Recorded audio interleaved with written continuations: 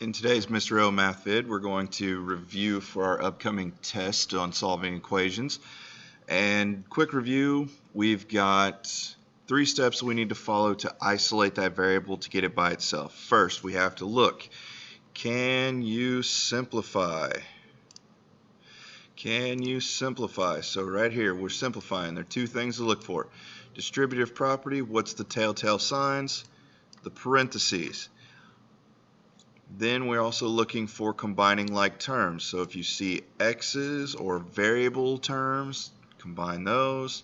And then if you just see 2 numbers, make sure to combine those. Don't forget about that negative sign. -4 plus 8 is 4. Second, look for, is there a variable on both sides? If there is, eliminate one of them. It doesn't matter which one, but you know Mr. O typically says eliminate that smaller variable because positive numbers are much easier to work with. And finally, we have to do inverse operations in reverse of the order of operations. So you're looking for either subtraction or addition to cancel out first, and then finally either multiplication or division as that final step. So there's the review.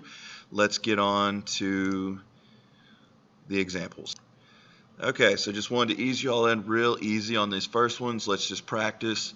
So K needs to be isolated, needs to be by itself, and the number that's with K is 7. Now that is a positive 7, therefore we have to subtract 7, and we subtract 7 from both sides. 7's cancel, and we're left with -19 equals K. Over here we have the variable p, and we have a -6 on the same side as it, so we need to cancel that out by doing the inverse operation, which is +6. And when we add 6 on both sides, we have p equals 4. This is one that some of my students still get hung up on. If you have a number next to a letter, that is multiply. So that is -7 times b. The inverse of that is to divide, and we got to divide by the number we're getting rid of, which is -7. So when we divide by -7 on both sides, b equals 6. And the final single step one is right here we've got division by 2, so we're going to multiply by 2 on both sides. So once we've done that, 22 equals F. Okay, let's move on. Let's go to some slightly more involved ones. So here we see more than 2 steps going on. So let's work our way through the process. Step 1, is there anything to simplify? Nope. Step 2, is there a variable on both sides? No. Step 3, inverse operations, reverse order of the order of operations. So I need to look for addition or subtraction. I see a -3, so we have to add 3 to both sides.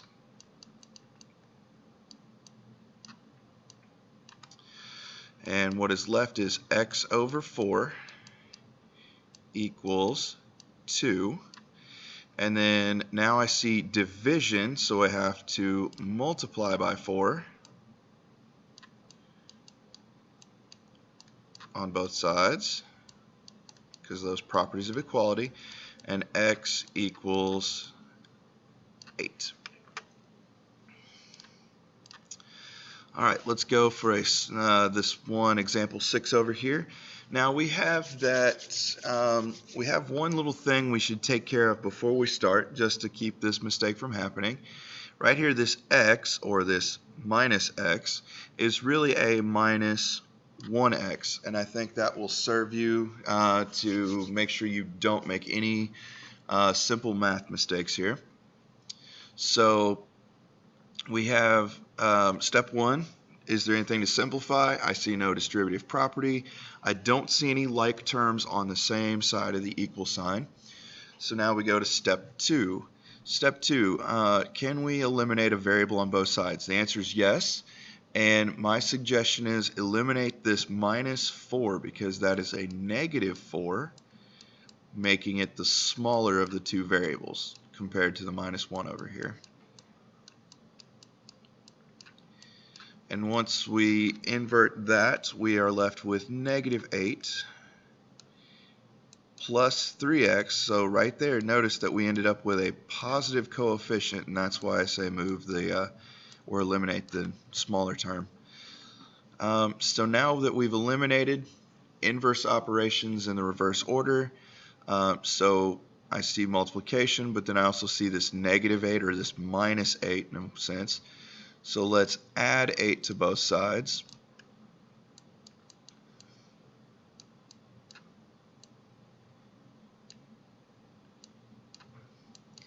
And once we've added 8 to both sides, we get 3x equals 9. And for our final step, since we see a 3x, which is 3 times x, we're going to divide by 3. So we have x equals 3. Okay, let's get into the most involved examples we can. So step 1, can we simplify?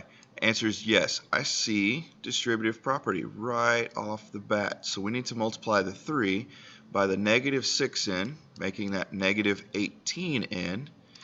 And we need to multiply 3 by -5, which is -15 or -15. And this equals 75. We didn't do anything to the 75, so it just stays the same.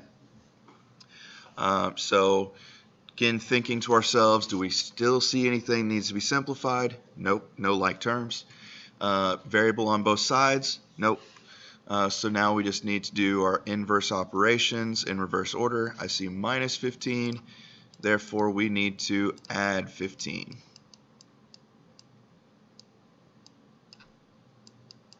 And don't forget both sides. Once we've added 15, we have 90 equals -18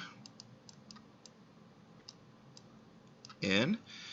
And finally, since I see multiplication right here between the -18 and the n, we need to divide by -18 on both sides, resulting in -5 equals n. Alright, and now for the probably longest, most involved one that we could possibly do. Step 1, I see distributive property. So 2 times 5k is 10k. 2 times -6 is -12 or -12. And then everything else, we didn't do anything to it, so just slide it on down into its slot because it's still there. Okay, so still in step 1, can we simplify? The answer is yes, I see like terms. So -4k plus 10k is 6k, and then I didn't do anything else. -12 equals -3k minus 39. Now, variable on both sides. Yep, -3k and 6k. -3 is definitely the smaller one. So we're going to add 3k to both sides.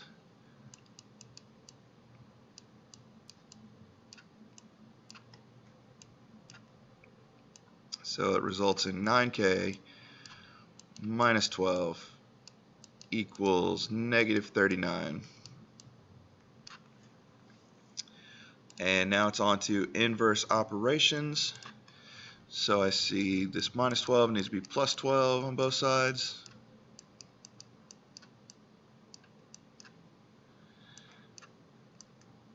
$9k equals -27, with our final step being to divide by the 9,